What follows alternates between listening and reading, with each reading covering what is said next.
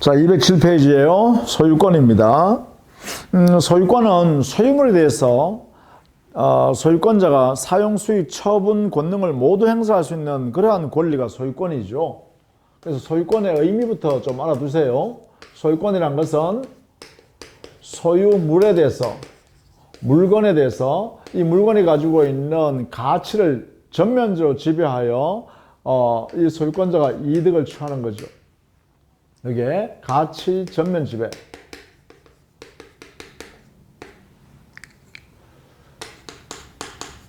우리 법에서는 소유물을 사용, 수익, 처분할 수 있는 권리를 가진다. 이래가지고 소유자는, 그죠? 자, 이런 소유권의 가장 큰 특징이요. 자, 우리 208페이지 보시죠. 거기에 양갈로서 3번 소유권의 성질은 내용상으로 전면성이다. 즉 가치, 물건이 가지고 있는 가치, 이것을 전면적으로 지배한다. 이런 거죠. 첫 번째 전면성이라고 하죠. 자, 두 번째 지배성이 있죠. 전면적 지배성이 있으니까 뭐예요? 배타성까지 있는 거예요. 다른 사람의 관여를 배제하는 힘도 생긴다. 이렇게 되겠죠. 그 다음에 혼일성. 혼일성이란 것은 모든 권능이 소유권 안에 다 들어있다는 거예요. 사용권, 수익권, 처분권이란 세 가지 권리를 합치면 소유권이 되는 것이 아니고요. 그 외에도 각종 권능들이 다 들어있다는 거예요. 소유권은.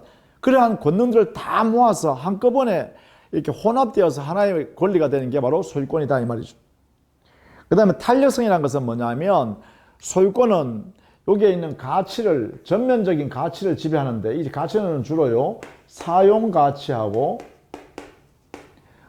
교환 가치로 이렇게 나누어요. 물건이 가지고 있는 가치는 이렇게 나누어져 있어요. 이 가치를 지배하는 모습이 조금씩 다르다는 거죠. 사용 수익은 여기에 해당되는 거고 처분은 여기에 해당되는 거예요. 사용 수익, 처분 이렇게요. 만약에 소유권에 사용 수익 권능이 다른 사람한테 가버리면 그 소유권이 이렇게 줄어들겠죠. 그러나 언젠가는 그 사용 수익 할 수 있는 권능이 다시 들어오게 되고 다시 들어오면 원래 모습으로 들어간다는 거예요. 원래 모습으로 소유권의 모습이 갖추어지는 것을 탄력성이라고 그래요. 그런 성격이 소유권에는 있다 이 말이죠. 항구성. 항구성이란 것은 이 소유권을 지배하여 이득을 취하는 것이기 때문에 소멸시효 걸리지 않는다는 거예요. 행사하지 않는다고 하여 소멸되어 없어지지 않는다. 이걸 항구성이라고 그래요. 항구성. 소유권에 항구성이 있다. 이렇게 하죠. 그리고 소유권의 객체는 물건입니다. 물건. 그렇죠. 소유권의 대상은 물건이다. 권리는 있을 수 없다 이 말이죠. 오로지 물건에 대해서만 소유권이 인정됩니다. 소유권이. 그 다음에 토지 소유권의 범위 209페이지 보시면 이 소유권 중에서 토지를 대상으로 하여 인정되는 소유권, 객체가 토지죠. 토지 소유권에 관해서는 우리 민법 그 범위를 212조에서 범위를 정해놨어요. 어떻게 하냐면 정당한 이익이 미치는 범위에서 토지의 상하 공간의 전부를 지배하는 거예요. 그러니까 정당한 이익의 범위 안에서 내에서 토지 상하, 이 말은 지하, 지상 합치는 공간을 말하죠. 이게 토지 소유권의 대상이란 거죠. 토지 상하 공간을 대상으로 해서 정당한 이익이 있는 범위 안에서 그 토지 소유권의 범위가 정해진다. 이렇게 해서 하죠. 그래서 보통 지하에 해당되는 건 뭐예요? 흙, 토사가 있죠. 돌, 암석이 있죠. 또 지하수도 있어요. 지하수. 또 지상에는 뭐가 있어요? 수목이 있을 수 있죠. 등등등. 등등등. 이런 것들이 전부 다 뭐예요? 토지의 구성 부분이 되겠죠? 구성 부분. 이 말은 토지의 일부다라는 거예요, 이게. 토지의 일부. 그럼 토지 일부니까 토지 소유권이 인정되어지면 흙, 돌, 지하수, 뭐 수목, 그 토지에 정착되어 있는 나무 이런 것들이죠. 이런 게 전부 다 뭐예요? 토지 소유권 대상이다 이 말이죠. 원칙적으로 이렇다. 원칙적으로. 자, 이런 의미를 갖습니다. 다만 여기서 우리는 이 수목이나 수목의 집단에 대해서 말입니다.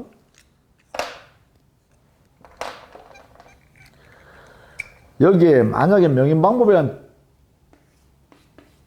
공시방법을 이렇게 갖추면 그러면 여기에 소유권이 별도로 토지 소유권과 별개로 인정됩니다. 명인방법을 갖추면 그러면 소유권이 별도로 인정된다. 이렇게. 물론 이 수목의 집단에 대해서는요. 임목법에 의한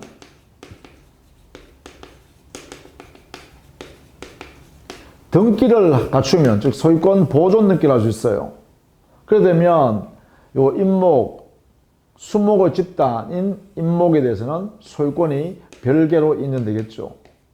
토지와 별개로요. 따라서 지상에 즉 토지에 정착되어 있는 수목이 원래는 토지 소유권의 대상일 뿐입니다. 다만 이 수목을 명인방법을 갖추거나 임목법상의 등기를 갖추면 별개의 소유권이 되는 수목이 될 수 있다라는 것이죠. 그게 209페이지 제일 하단에 수목의 집단 이 부분에 설명해 두었습니다. 그 다음에 농작물도 사실은 토지에 정착되어 있는 물건이니까 여기에 토지 소유권의 대상이다 라고 해야 되겠죠. 그런데 다만 농작물 예를 들면 우리가 먹고 사는 그런 식물들이죠. 뭐 벼, 보리 뭐 등등등요. 이걸 농작물이라고 그러죠. 이 농작물의 경우는 토지 소유권의 대상이 아니라 별도의 소유권을 인정해 줍니다. 이 소유권이 인정되고 이 소유권은 언제나 경작자가 취득합니다.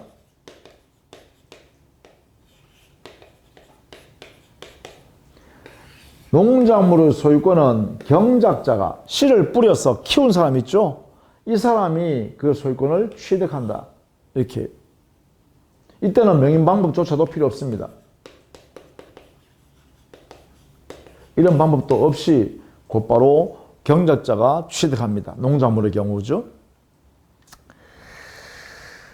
자, 그 다음에 지하에 보시면 미채굴 광물은 광업권의 대상입니다. 따라서 토지 소유권 대상이 아니다라는 예외가 있고, 그 다음에 나머지 지하수라든지 온천수라든지 동굴이라든지 이런 건 전부 다 토지의 지하 공간이죠. 여기에 들어가는 것이죠. 따라서 토지 소유권의 대상이 된다. 이렇게 되겠죠. 자, 그 다음에 우리 목차로서 210페이지에 상린관계라는 목차가 있죠. 이 상린관계라는 것은 어떤 거냐 하면 토지가 인접했어요. 그러면 이 토지 중에서 대표적인 게 토지인데요. 이걸 더 포함하면 부동산이 되겠죠. 자, 그럼 이렇게 되겠죠. 인접한 부동산의 소유자 사이에서는 분쟁이 발생하기가 쉽죠. 그렇죠? 이 인접한 부동산 소유자 사이에는 바로 우리 민법상의 상린관계에 관한 규정이 적용됩니다.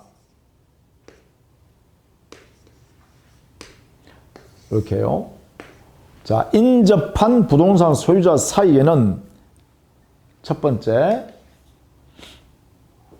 상린관계가 좀 적용된다. 이 인접한 부동산 소유자 사이에만 적용되는 게 아니라 우리 민법은 이것을 확대 적용하죠. 어디에?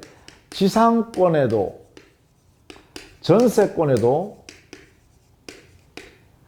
적용합니다. 준용해서 씁니다. 상린관계 규정을, 이 규정을 이렇게 지상권, 전세권에도 갖다 쓴다. 그럼 결국은 상린관계는요, 인접한 부동산 소유자뿐만 아니라 인접한 부동산의 지상권, 전세권자 사이에도 적용될 수 있다는 것이죠. 이런 영역에 적용되는 규정들이 상린관계 규정이라 하고, 이때 이 규정의 성격은 우리 판례가 임의 규정의 성질을 갖는다 라는 것이 판례 태도입니다. 이렇게. 자, 그러면 인접한 부동산 소유자나 인접한 부동산의 지상권, 전세권자 사이에는 서로 양보할 필요가 있죠. 분쟁이 항상 발생할 소지가 있으니까요. 여기에서 이제 발생하는 상린관계에서 발생하는 권리가 상린권이라는 권리가 발생하는데, 이 상린권이라는 것은 독립된 물권이 아닙니다. 그럼 뭐냐? 이 상린관계에 의하여 발생하는 상린권이란 이 권리는 소유권의 내용입니다. 소유권의 한 부분이다 이 말이죠. 독립된 물건이 아니다 이 말이죠. 그러니까 독립된 물건이 아니기 때문에 당연히 별도로 등기할 수가 없습니다. 독자적으로 등기 못한다는 것이죠. 등기를 나타낼 수 없습니다. 상린권에 관한 내용은. 동시에 다만 이 상린권은 소유권의 내용의 성격을 갖기 때문에 소유권이 항구성이 있잖아요. 항구성으로 인하여 이 상린권도 어떻게 해요? 소유권의 성질을 그대로 가지고 있기 때문에 소멸시효에 적용을 받지 않겠죠. 소멸시효가 적용되지 않는다. 이렇게 해야겠죠. 이게 상린권의 특성이에요. 즉 상린관계의 규정에 의해서 발생하는 이 상린권이란 것은 소유권의 내용이기로서 독립된 물건이 아니요, 따라서 등기를 할 수 없고 소멸시효에 적용을 받지 않는다.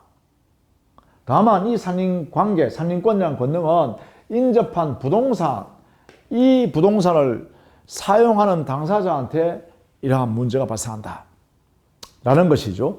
자, 이것이 우리 교재는 211페이지에 정리해 놨습니다. 특히 거기에 지역권과 비교해라 해놨죠. 그 지역권과 비교는 이 부분이 특히 중요합니다. 이 상린권과 지역권과 서로 비교해서 알아둘 필요가 있다. 상린권은 인접한 부동산에 적용되는 것이잖아요. 여기는 인접할 필요가 없습니다. 여기는 지역권은요, 지역권은 독립된 용의물권이죠. 독립의 용의물권이고 따라서 등기를 할 수 있죠. 그리고 이 지역권은 용의물권이기 때문에 사용수익하는 권리를 행사하지 않고 내버려 두면 소멸시효가 진행되어 20년간 행사하지 않는다라고 하면 소멸시효로 인하여 소멸될 수가 있죠. 적용된다는 거죠. 그래서 정반대예요. 그죠? 정반대. 즉 상린권과 지역권은 그 성격이 서로 정반대의 성격을 가지고 있다. 이런 내용이 되겠죠. 자, 이런 내용을 상린관계 관련해서 우리가 이해해둬야 할 내용이다 라는 것입니다. 자, 그러면 이 상린관계에 관한 우리 민법 규정은요 굉장히 많아요. 상린관계에 적용되는 규정, 그래서 민법 215조부터 244조까지 규정이 되어 있습니다. 이 규정이 전부 다 상린관계에 관한 규정이에요. 이 규정 전체를 여러분이 다 공부할 필요는 없어요. 지금부터 우리가 강의하는 그 파트만 정리해 두시면 되겠습니다. 자, 먼저 212페이지로 와보실래요? 거기 오면 인지사용청권, 이런 것은 개념 알아두시면 되겠죠. 212페이지에 동그라미 1번 인지사용청권. 예컨대 서로 인접한 토지 소유자가요, 자기 토지 위에다 건물 짓는다든가 담장을 축조한다든가 또 건물을 수선한다든가 하면 옆에 바로 붙어 있는 토지를 좀 사용할 필요가 있겠죠. 이런 경우에 그 이웃 토지의 소유자한테 당신 토지 좀 사용합시다 할 권리가 발생한다는 거예요. 다만 그 이웃 소유, 토지 소유자가 만약에요, 그 토지가 주거 대상이 되는 주택이 존재하고 있는 그러한 토지라 그러면 그 이웃 사람의 허락 없이는 들어갈 수 없습니다. 그 토지를 사용할 수 없습니다. 다만 이때 그 이웃 사람의 손해가 발생한다면, 사용 때문에 손해가 발생한다면 손해를 보상해야겠죠, 당연히. 이게 바로 인지사용청구권입니다. 뭐 이런 식으로 개념 정도만 여러분이 인식할 수 있으면 돼요. 통과시설권, 타인의 토지를 자기 토지 사용에 꼭 필요하기 때문에 옆에 있는 토지를 지하를 이렇게 통과해야 될 필요가 있다든가 할 때는 그 지하 그 매설 좀 하자 이렇게 할 수 있다는 거죠. 뭐 그런 내용입니다. 자, 그런데 우리가 꼭 알아야 될 건 213페이지에 있는 주의 토지 통행권입니다. 상인관계 중에서요, 주의 토지 통행권.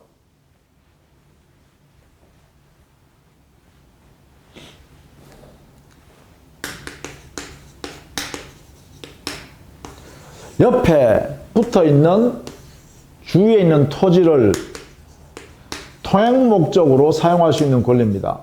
통행권. 그러니까 길처럼 다닐 수 있는 권리죠. 뭐 길이랑 마찬가지죠. 여기에 통행권이 있다. 이게 민법에 219조, 220조 여기에 각각 규율 해놨습니다. 물론 219조는 우리는 보상을 하고, 즉 통행권의 대상인 토지 소유권, 통행지죠. 통행지. 그 통행지 소유자한테 보상하고 다녀야 되니까 보상해야 된다는 의미에서 유상 주의 토지 통행권을 규율하는 법 규정입니다. 그게 209조. 그 다음에 219조요. 220조는 주의 토지 통행권을 행사할 때 그 통행지의 소유자한테 보상할 필요 없이 무상으로 다닐 수 있는 경우, 이걸 우리는 여기다 220조에서 규율해놨어요. 그래서 원칙은 타인의 토지를 사용할 때 보상을 하고 다녀야 되니까 유상 주의 토지 통행권이 원칙입니다. 보상해야 된다는 것이죠. 보상. 을 해야 된다는 것입니다. 원칙적으로 타인의 토지를 사용하는 거니까 통로로 사용하는 거가 더군다나 그죠? 이걸 유상 주의 토지 통행권이라 한다. 213페이지 보시면 어느 토지와 공로라는 것은 도로죠. 공공연하게 공중들이, 여러 사람들이 사용할 수 있는 도로, 그 사이에 토지 용도에 필요한 통로가 없네요. 통로가 없으니까 바로 옆에 있는 토지에 이것을 통행로로 사용할 수 있는 권리가 발생한다는 것이죠. 거기 보면 주의 토지 통행권의 원칙은 유상주의 토지 통행권이다. 그러면 이 유상주의 토지 통행권은 첫 번째, 지금 도로에 나가려고 그러니까 내 땅에서 바로 도로에 나가려고 그러는데 거기에 길이 없다. 통로가 없다. 그래서 통행을 하려고 그러면, 출입하려고 그러면 옆에 땅을 밟지 않고서는 도대체 그 도로에 나갈 수가 없다. 또는 나갈 수 있다 하더라도 비용이 과다하게 든다 라고 한다면 이 두 가지 요건이죠. 통로가 없다. 그런데 그 통로에 없기 때문에 도로에 나가려고 그러면 옆 토지를 밟지 않고서는 못 나간다. 나가는 방법이 있다 하더라도 비용이 너무 많이 든다. 이러한 세 가지 요건을 갖추었을 때 바로 옆에 토지를 내가 통행권 행사할 테니까 좀 밟고 다니자. 이렇게 할 수 있다는 것이죠. 이때 이 통행권이 인정되는 안에서는, 통행권 안에는 통로를 개설할 수 있는 권리도 포함됩니다. 통로 개설 권리. 길 놓을 수 있는 권리도 그 안에 들어있다라고 보는 거죠.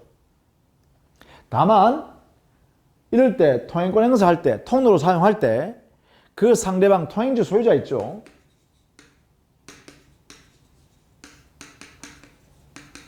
소유자에게 손해가 가장 적은 장소, 적은 방법과 장소를 활용해야죠. 그죠? 소유자에게 손해가 가장 적게 나오는 방법과 그 다음에 장소를 이용해야겠다.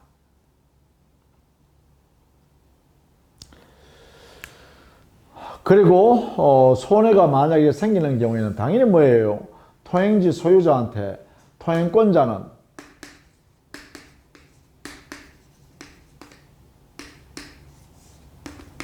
손해 보상할 책임이 있다. 손해배상을 보상을 해줘야 된다. 그죠? 소유자한테 이렇게 해줘야 돼. 손해보상.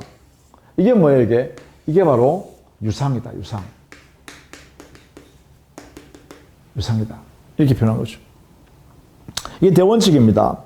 그 밑에 하단에 판례들 있죠. 그 판례를 읽으시면서 여러분은 OX를 할 수 있어야 됩니다. 213페이지에 있는 하단에 1번. 공로에 통하는 기존 통로가 있는 경우 주의 토지 통행권이 인정될 거냐라는 문제인데, 만약에 이미 기존에 통로가 있다 하더라도 그 기존 통로가 토지 이용에 부적합하다. 그래서 통로로서의 기능이 만약에 상실됐다. 충분하지 못하다. 라고 하면 새로운 통로 인정해 줄 필요가 있죠. 즉 새로운 통행권을 인정할 필요가 있다. 이렇게 해야겠죠.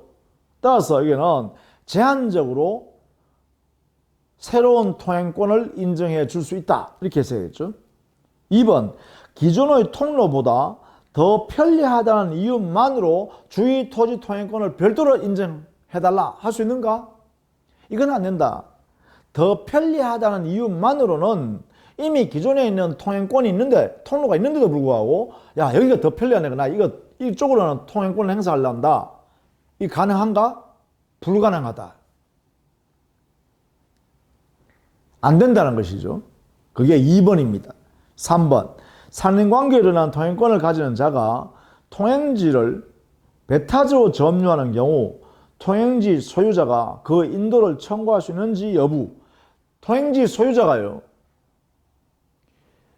통행권을 행사하는 사람이 그 통행지 소유자의 통행지를 통행권자가 자기가 독점하여 점유하고 사용한다는 거예요.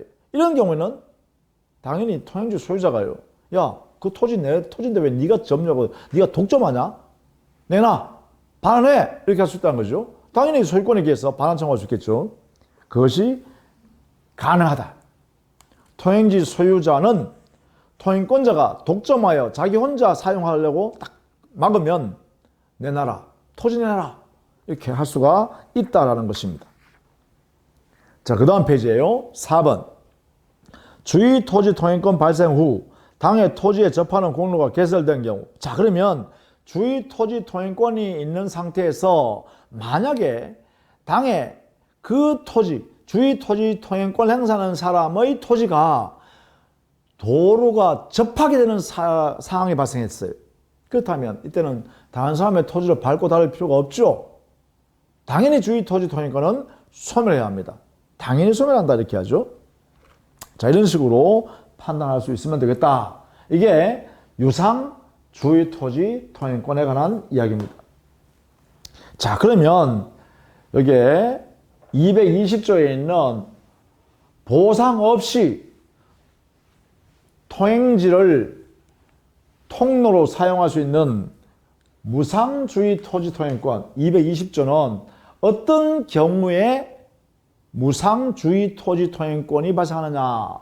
여기는 다음과 같은 우리 민법상 이런 두 가지 사유를 정해놨습니다. 하나는 분할로 인한 경우,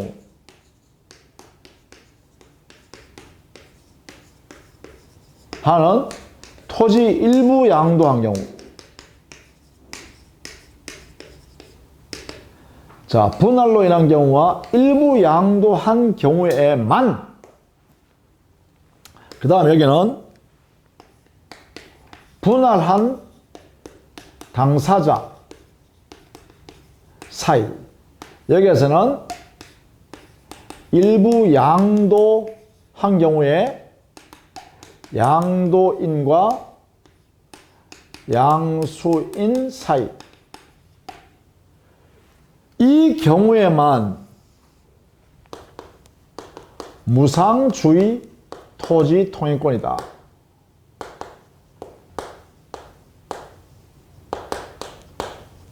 요게 분할 당사자 사이에서만, 또 일부 양도가 이루어졌을 때는 양도 양수 사이, 요 사이에서만 무상의 주의 토지 통행권을 인정하겠다라는 것입니다.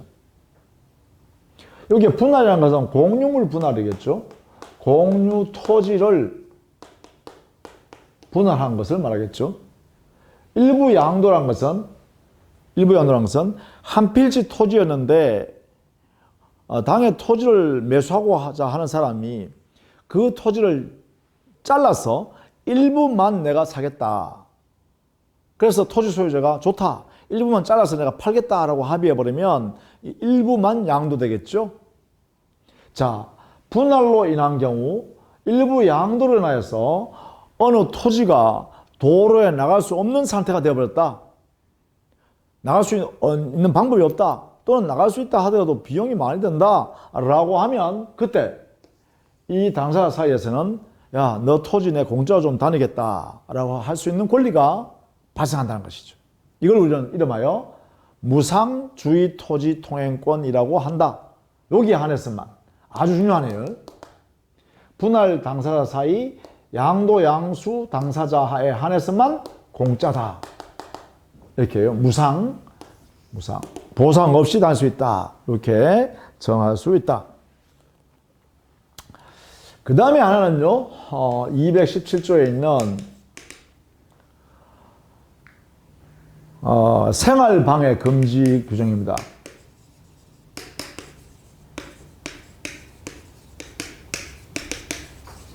자, 인접한 부동산 사이에 그 부동산을 사용함에 있어서 그 사용의 방법에 의해서 상대방에게 생활을 방해하는 행위가 일어난다라고 할 때요, 여기는 방해하는 침해자 측에서는 1항에서요 뭘 하냐면 적극적으로 말이죠, 방해되어지는 그러한 내용을 방지할 수 있는 조치를 취해라는 거죠. 그죠? 그러니까 방해되지 않도록 방해를 방지할 정도의 방지의 적극적인 조치를 취할 의무가 있습니다. 이렇게 적극적 조치 의무가 있다. 자, 방지할 수 있도록. 자, 그런데 우리는 또 부동산을 사용하다 보면 어느 정도 생활 소음이 존재하죠. 또 어느 정도 타인에게 방해가 되는 경우가 있을 수 있죠. 자, 그래서 여기 피해자 쪽이 있죠. 침해당하는 쪽이요. 피해자 측. 침해당하는 쪽. 여기에서는요, 사회적으로 용인될 수 있는 범위 안에서의 침해가 있다면 그것은 참아줘야 한다. 그냥 받아들여라는 것이죠. 이걸 뭐냐면 사회적으로 수인 한도라고 그러는데요.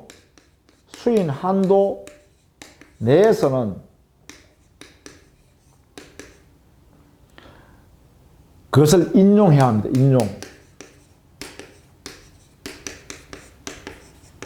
자, 수인 한도 범위 내에서는 인용할 의무. 인용은 뭐예요? 참아내야, 받아들여라, 받아들여. 받아들인다. 참는다 이 말이죠. 참아줘야 한다는 것이죠. 자, 이렇게 각각 침해자와 침해당하는 쪽에서 특정 방법에 이렇게 제한을 해놨습니다. 스스로 침해하는 쪽에서는 조심해라. 또 침해하는 행위가 이루어지면 가능하면 침해되지 않도록 적당한 조치를 취해라.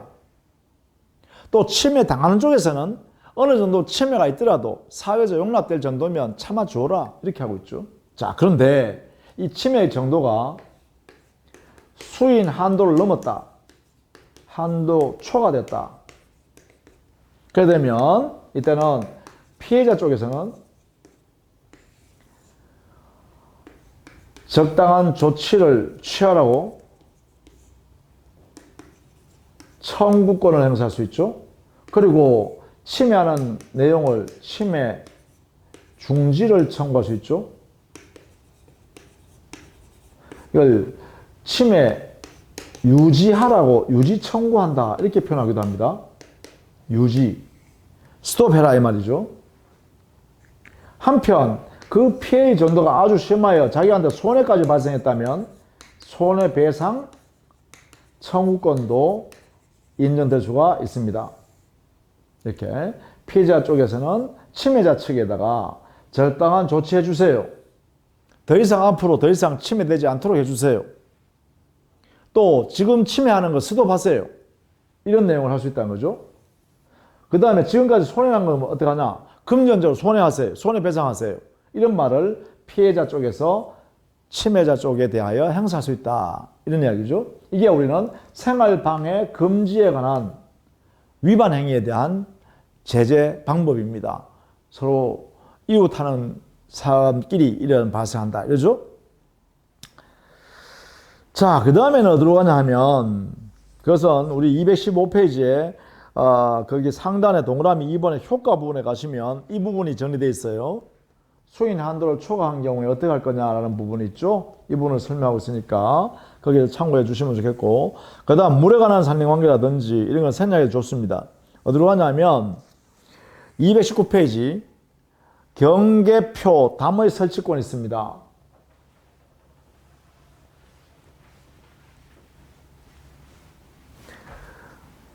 경계표 담 설치권, 그것은 237조에 있죠. 인접한 토지 소유자 간에는 공동의 비용으로 통상의 경계표나 담을 설치할 수 있다. 여기에 첫 번째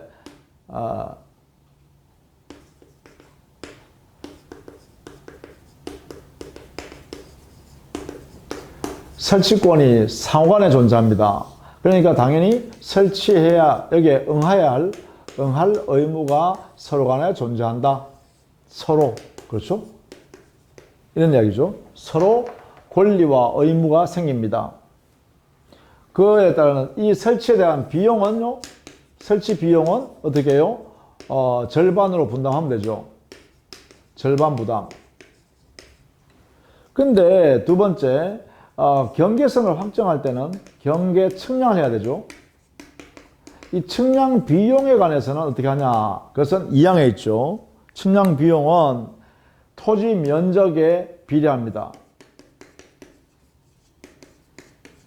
비례해서 부담합니다. 이렇게. 측량 비용은 면적 비례하여, 설치 비용은 절반으로 부담. 이렇게 하고 있습니다. 다른 관습이 있으면 관습 외워하고요. 그 다음에 경계표, 담, 국어, 이것이 만약에 경계선상에 있다면, 경계선상에 이렇게 설치되어 있다면 이것들은 공유로 추정합니다. 공유로 추정. 그리고 이것은 분할할 수가 없습니다.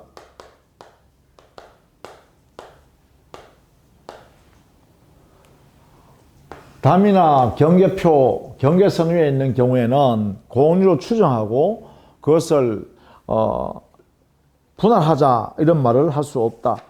자, 그런 내용들을 함께 알아두시고요. 220페이지에 동그라미 2번 경계를 넘은 수지 목권의 제거권,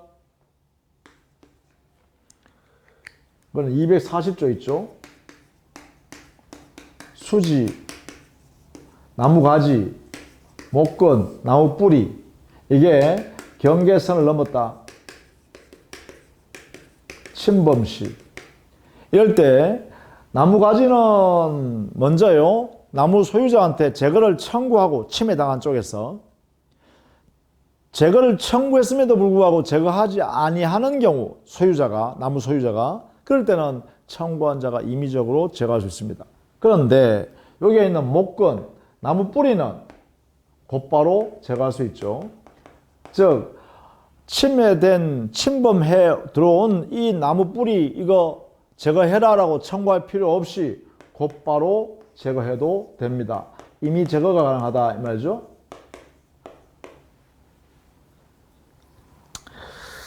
그 다음에 244조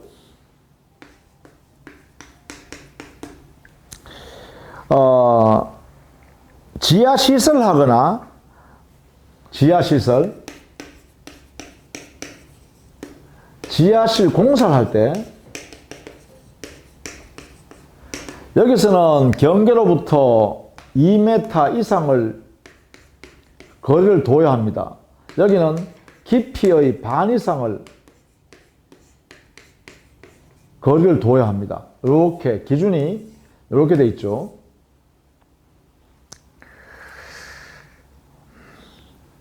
그 다음에 242조 다음 페이지에 있죠.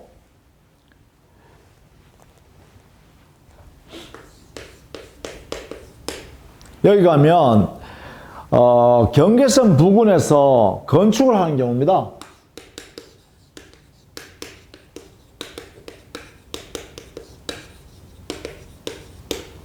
경계선 부근에서 건축할 때는 원칙적으로요, 경계선으로부터 반 메타 이상을 거리를 둬야 합니다. 그러니까 보통 50cm죠. 이것을 거리를 둬야 합니다. 이것을 위반하면, 여기 위반됐으면 철거나 변경을 청구할 수 있죠.